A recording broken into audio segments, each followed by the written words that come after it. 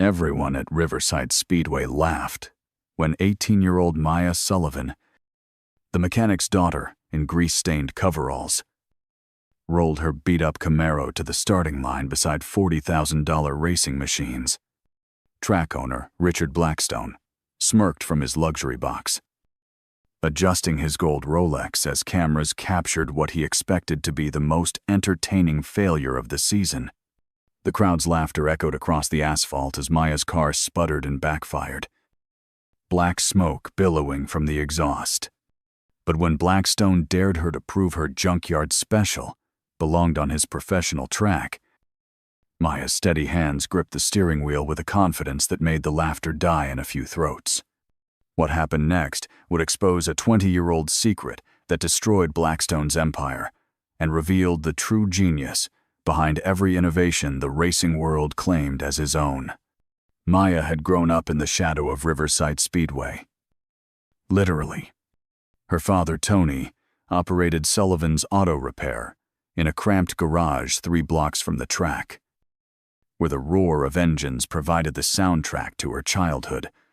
While other kids played with dolls or video games, Maya learned to rebuild transmissions and tune carburetors by watching her father work in focused silence. The garage smelled of motor oil and old metal, a sharp contrast to the gleaming chrome and leather of the Speedway's corporate hospitality suites. Maya's coveralls bore patches from a dozen different oil changes, and her fingernails carried permanent traces of grease that no amount of scrubbing could remove. The racing community knew her as Tony's kid, the quiet girl who sometimes helped with tire changes during pit stops, invisible among the mechanics and drivers who commanded attention and respect. But Maya saw everything, absorbed every conversation about gear ratios and aerodynamics, filing away knowledge that would prove more valuable than anyone imagined. The annual Riverside Challenge had drawn drivers from across the state, each bringing machines worth more than most people's houses.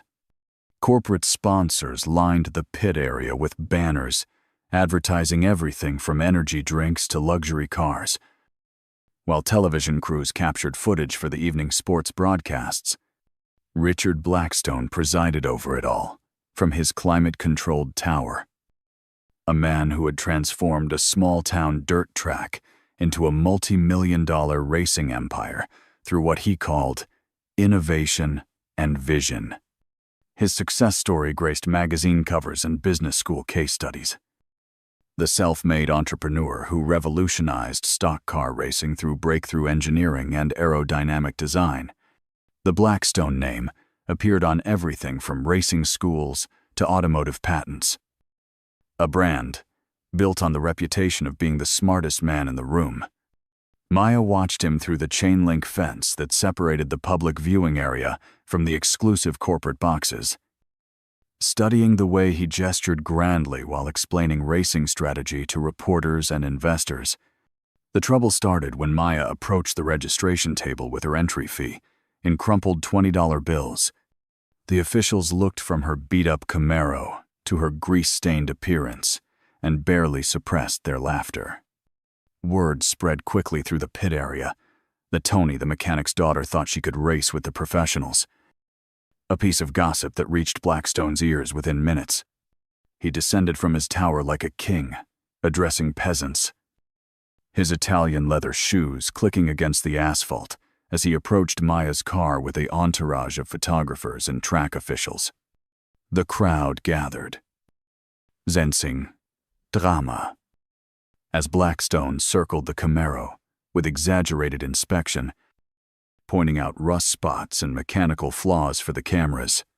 His voice carried across the pit area as he announced that while he admired the girl's enthusiasm, real racing required more than wishful thinking, and a 20-year-old car held together with duct tape and prayer. "Tell you what, sweetheart," Blackstone said, his voice dripping with condescension as the crowd pressed closer.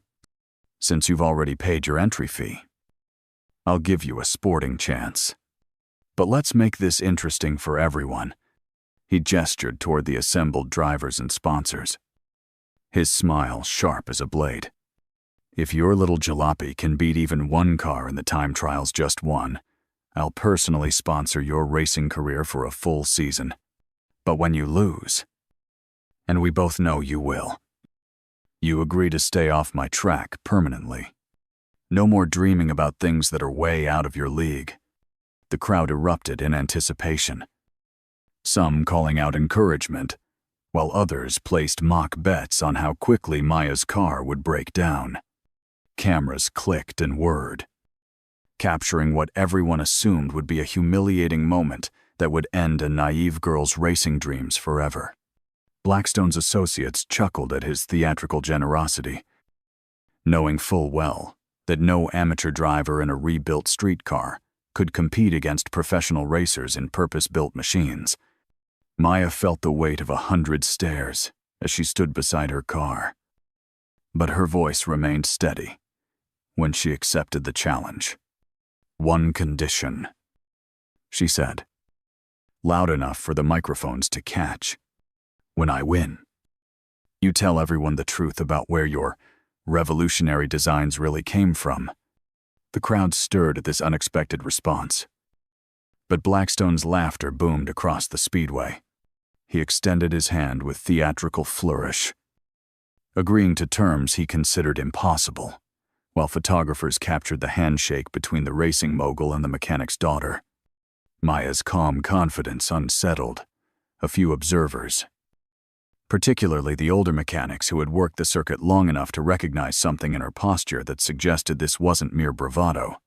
But most dismissed her quiet determination as the delusion of someone too young to understand the gap between amateur enthusiasm and professional competence. The time trials began with the newest, most expensive cars, taking their turns around the track. Sleek machines worth more than most houses roared past the grandstands, their engines producing precise, controlled power that spoke of thousands of hours of professional tuning and aerodynamic optimization. Television commentators provided running analysis of lap times and technical specifications, while corporate executives smiled for cameras beside their sponsored vehicles.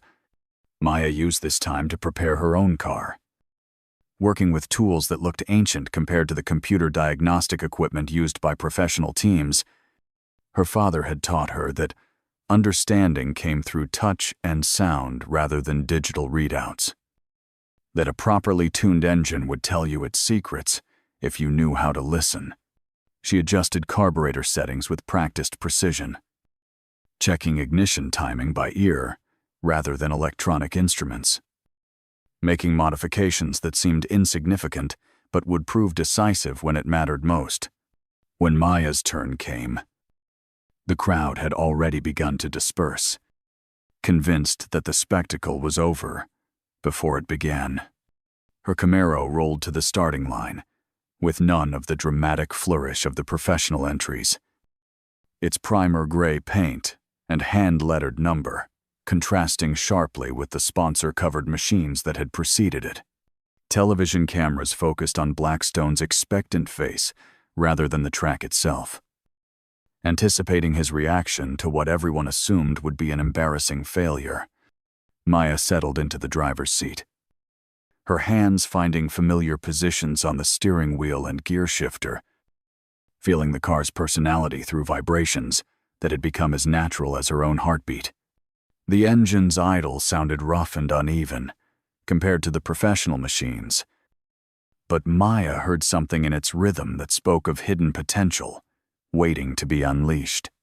The green flag dropped, and Maya's Camaro exploded forward with a roar that caught everyone off guard.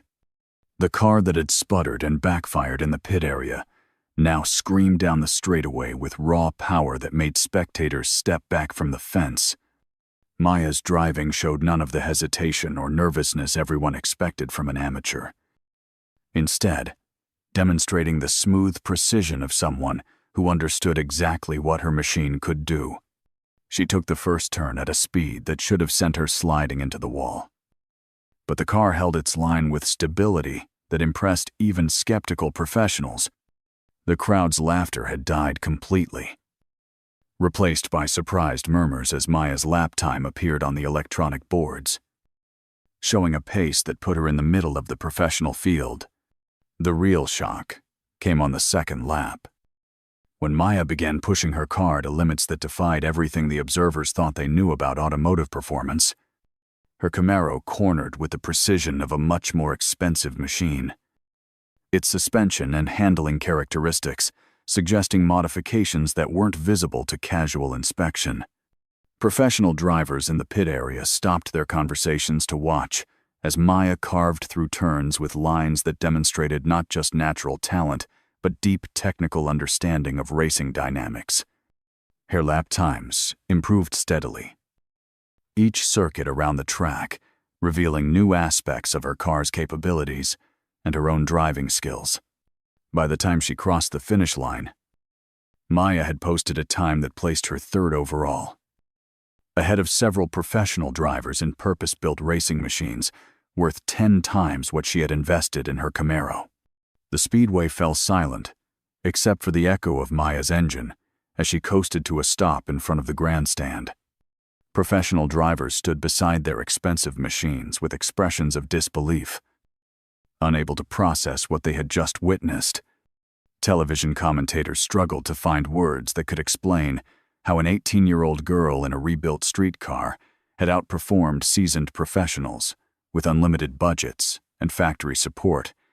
Blackstone's face had gone pale, his confident smile replaced by a look of confusion and growing concern as the implications of Maya's performance began to sink in. The crowd slowly began to react. At first, with scattered applause that built into genuine appreciation for what they had seen. But the mood remained tense, as everyone waited to see how the track owner would respond to his very public challenge being met. Maya climbed out of her car and walked directly to where Blackstone stood frozen beside the timing tower. Her coveralls still bearing the same grease stains, but her presence somehow transformed by what had just occurred. "I kept my part of the bargain," she said, her voice carrying clearly in the sudden quiet. "Now it's time for you to keep yours." She reached into her car and pulled out a worn leather portfolio that had been secured behind the driver's seat, its edges softened by years of handling, and its surface marked with oil, stains, and fingerprints.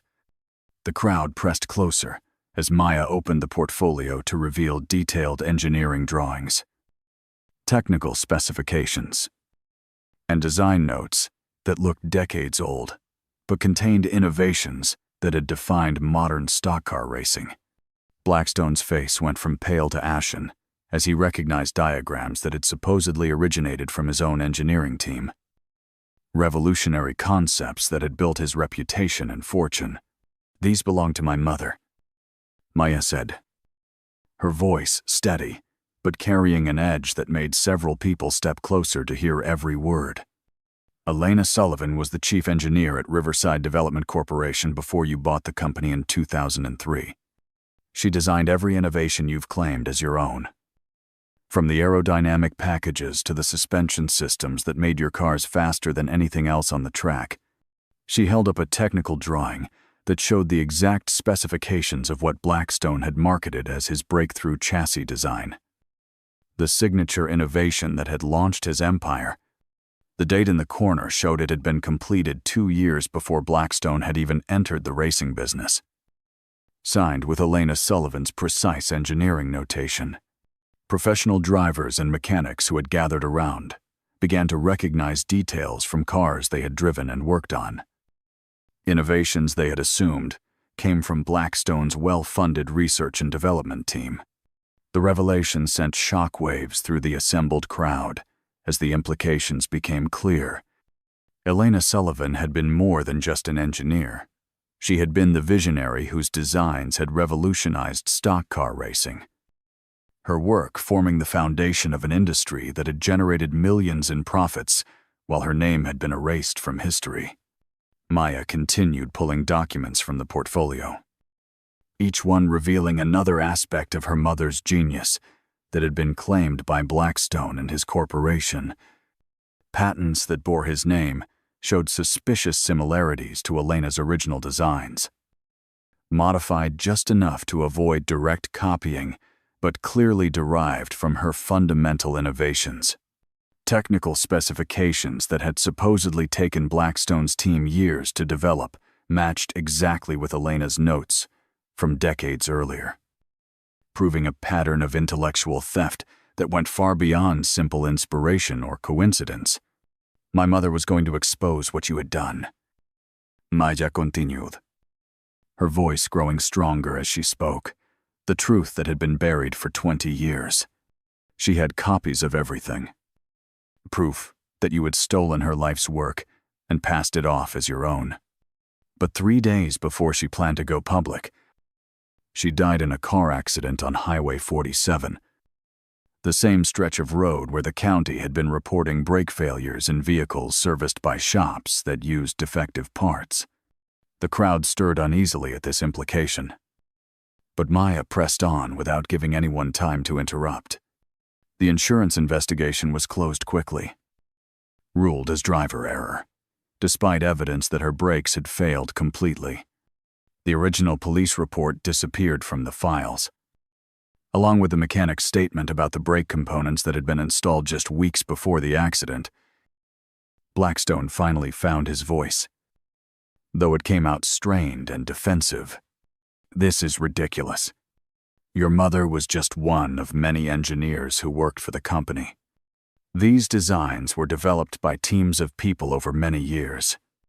But his protests sounded hollow in the face of the documentary evidence that Maya continued to produce. Each piece of paper revealing another aspect of Elena Chen's contributions that had been systematically erased from the official record. Professional drivers who had benefited from the innovations now looked uncomfortable, realizing they had built their careers on technology that had been stolen from a woman whose name they had never heard. Television cameras that had been expecting to capture a humiliating failure were instead recording what looked like the exposure of one of racing's biggest scandals. A story that would dominate sports headlines for months to come. Maya reached the final document in her mother's portfolio. A comprehensive report that detailed not just the technical innovations, but also Elena's growing suspicions about Blackstone's business practices and her plans to expose the truth. The report included copies of internal corporate communications that showed Blackstone had been aware of Elena's concerns and had taken active steps to discredit her work and isolate her from other engineers who might have supported her claims. Phone records and meeting notes revealed a pattern of harassment and intimidation that had escalated in the weeks before Elena's death, painting a picture of a woman who had been systematically destroyed for threatening to expose the truth about the empire built on her stolen genius. The crowd's mood had shifted completely from entertainment to horror as the scope of the revelation became clear. This wasn't just about racing or corporate theft. It was about a woman's life and legacy being erased to protect a powerful man's reputation and fortune. Maya's performance on the track had been impressive, but it paled in comparison to the bombshell. She was now detonating in full view of cameras and witnesses who would carry the story far beyond the confines of Riverside Speedway. Several professional drivers stepped forward to examine the documents more closely, their expertise allowing them to verify the authenticity and significance of Elena's designs. Their murmured confirmations rippled through the crowd, lending credibility to accusations that might otherwise have been dismissed as the fantasies of a grieving daughter. Blackstone made one final attempt to control the narrative, stepping forward with the authoritative presence that had served him well in boardrooms and television interviews. Even if these documents are real, which I doubt, they don't prove anything beyond the fact that Elena Chen was one of many contributors to innovations that were developed through collaborative effort and significant investment. His voice carried the smooth confidence of someone accustomed to talking his way out of difficult situations. But the assembled crowd was no longer inclined to accept his explanations at face value. Maya had anticipated this response. pulling out her phone to show a video that had been recorded by her father years earlier. Elena Chen herself explaining her designs and expressing her concerns about Blackstone's appropriation of her work. The woman on the screen bore a clear resemblance to Maya. Her intelligence and passion evident as she detailed innovations that would later make Blackstone famous and wealthy. The video evidence proved devastating to Blackstone's credibility, showing Elena Chen not just as a brilliant engineer, but as someone who had been fully aware of the theft of her intellectual property and had been preparing to fight back before her untimely death. Her technical explanations demonstrated a depth of understanding that made it clear these weren't borrowed or collaborative ideas, but original innovations that had sprung from her unique vision and expertise. Professional engineers in the crowd could see immediately that Elena's work represented the kind of breakthrough thinking that only came from exceptional individual talent, not the committee-driven development that Blackstone claimed had produced the same results. The video also revealed Elena's personality, showing her to be articulate, confident, and methodical in her approach to both engineering and documentation. Exactly the kind of person who would have kept detailed records of her work and Blackstone's theft. The consequences began almost immediately, as word of Maya's revelations spread beyond the speedway. Television crews that had come to cover a local racing event found themselves with a major story that combined sports, corporate corruption, and possible murder. Exactly the kind of narrative that would capture national attention. Social media began buzzing with discussions of the scandal. Racing fans sharing and analyzing the evidence that Maya had presented, while investigative journalists started digging into Blackstone's background and business practices. Racing industry executives who had worked with Blackstone over the years began reviewing their own experiences, looking for signs of the deception that had apparently been hidden in plain sight for 2 decades. Federal investigators arrived at Riverside Speedway within 48 hours, drawn by the combination of intellectual property theft, potential securities fraud, and the suspicious circumstances surrounding Elena Chen's death. The documents that Maya had preserved became the foundation for a comprehensive investigation that would eventually encompass multiple agencies and jurisdictions, each following different threads of evidence that all led back to Blackstone's systematic theft of Elena's innovations. Patentfraude, tax evasion, and conspiracy charges began to pile up as investigators uncovered the full scope of the deception that had built Blackstone's empire on the foundation of a dead woman's genius. Blackstone's carefully constructed world began to collapse with shocking speed. Corporate sponsors pulled their support as news of the scandal dominated headlines, unwilling to associate their brands with someone accused of intellectual theft and possibly much worse. Racing organizations stripped him of honorary positions and banned him from events, while business partners began distancing themselves from someone who had become radioactive in the world of professional sports. The stock price of Blackstone Racing Enterprises plummeted as investors fled, wiping out hundreds of millions in market value and triggering investigations by financial regulators who suspected securities fraud in the company's representations about its proprietary technology. The personal cost proved even more devastating than the business consequences, as Blackstone's reputation crumbled under the weight of evidence that continued to emerge. Former employees came forward with stories of suspicious business practices and Elena Chen's growing isolation in the months before her death, painting a picture of a woman who had been systematically undermined and threatened for refusing to stay silent about the theft of her work. The criminal investigation into Elena's death was reopened, with new evidence suggesting that her car had been deliberately sabotaged to prevent her from exposing Blackstone's crimes. DNA evidence that had been overlooked 20 years earlier was re-examined with modern techniques, revealing traces that supported the theory of deliberate mechanical sabotage. Maya found herself thrust into a spotlight she had never sought, but she handled the attention with the same quiet confidence she had shown behind the wheel of her race car.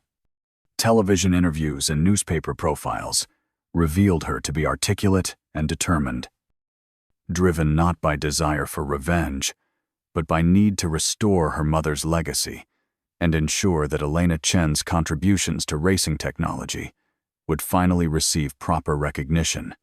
She used her newfound platform to establish the Elena Chen Foundation for Engineering Excellence, dedicated to supporting young women pursuing careers in automotive engineering and racing technology. The foundation's first scholarship recipients included several promising students who had been inspired by Maya's story to pursue their own dreams, despite financial or social obstacles. The racing community's response to Maya's revelations proved more complex than simple support or condemnation. Many drivers and teams who had benefited from the stolen technology found themselves in uncomfortable positions, forced to acknowledge that their success had been built on innovations they had never properly credited to their true creator. Some embraced the opportunity to honor Elena Chen's memory by publicly acknowledging her contributions and supporting Maya's foundation, while others struggled with the implications of learning that their achievements had been tainted by crimes they had never suspected. The sport itself began a process of historical revision, updating records and documentation to properly credit Elena Chen with innovations that had been attributed to Blackstone for 20 years. Maya's racing career took off in ways she had never imagined possible, with offers pouring in from teams and sponsors who wanted to associate themselves with someone who had become a symbol of integrity triumphing over corruption. But she chose her opportunities carefully, selecting partners who shared her commitment to honest competition and technical excellence, rather than simply chasing the biggest contracts or most prestigious rides. Her mother's engineering knowledge, combined with her own natural driving talent, made her a formidable competitor who could communicate with technical teams in ways that few drivers could match. Race after race, Maya demonstrated that her performance at Riverside Speedway had been no fluke, consistently running at the front of fields filled with drivers who had much more experience and resources. The legal proceedings against Blackstone stretched on for months, each revelation adding new dimensions to a scandal that seemed to grow more complex with every passing week. The intellectual property theft charges were relatively straightforward, supported by overwhelming documentary evidence that Maya had preserved through years of her mother's careful documentation. But the conspiracy and murder charges proved more difficult to prosecute, requiring investigators to reconstruct events from 20 years earlier, using evidence that had been deliberately hidden or destroyed. Witnesses who had been too frightened to speak up at the time of Elena's death now came forward with testimony that supported the theory of deliberate sabotage. But proving criminal intent beyond reasonable doubt required painstaking detective work that tested the limits of modern forensic science. When the verdicts finally came down, they vindicated everything that Maya had risked her reputation to expose. Blackstone was convicted on multiple counts of intellectual property theft, securities fraud, and conspiracy. Sentenced to 25 years in federal prison, with restitution orders that would strip him of virtually everything he had gained through his crimes. The murder charges resulted in a hung jury, but civil courts found him liable for Elena Chen's wrongful death, adding millions more to the financial penalty that would ensure he could never profit from his crimes again. More importantly for Maya, the legal proceedings had definitively established her mother's role as the true genius behind innovations that had transformed racing, ensuring that Elena Chen's name would be permanently associated with achievements that had been stolen for 2 decades. Maya returned to Riverside Speedway exactly 1 year after her explosive revelation, this time as the featured driver in a race renamed the Elena Chen Memorial Classic. The track had been sold to new owners who were committed to honoring the memory of the woman whose innovations had made modern racing possible, and they had invited Maya to participate in a ceremony that would permanently recognize her mother's contributions to the sport. The same grandstands that had witnessed her humiliation and triumph now hosted a celebration of justice delayed but not denied. With racing legends and engineering pioneers joining Maya in paying tribute to Elena Chen's legacy. As Maya climbed into a race car for the memorial event, she carried with her the same worn leather portfolio that had contained the evidence that brought down Richard Blackstone's empire. But now it also held new documents, engineering plans, and technical innovations that she and her father had developed together. Building on Elena's foundation to create the next generation of racing technology, the portfolio had evolved from a repository of stolen dreams into a blueprint for the future, one that would be built on the bedrock of honesty, technical excellence, and respect for the innovators whose genius made progress possible. The race itself proved anticlimactic compared to the drama that had preceded it. But Maya's victory lap carried special significance as she drove past grandstands filled with people who understood they were witnessing not just the end of one story, but the beginning of another. Elena Chen's daughter had done more than expose corruption and restore a stolen legacy. She had demonstrated that truth and talent could triumph over power and deception when courage and determination refused to accept injustice as permanent.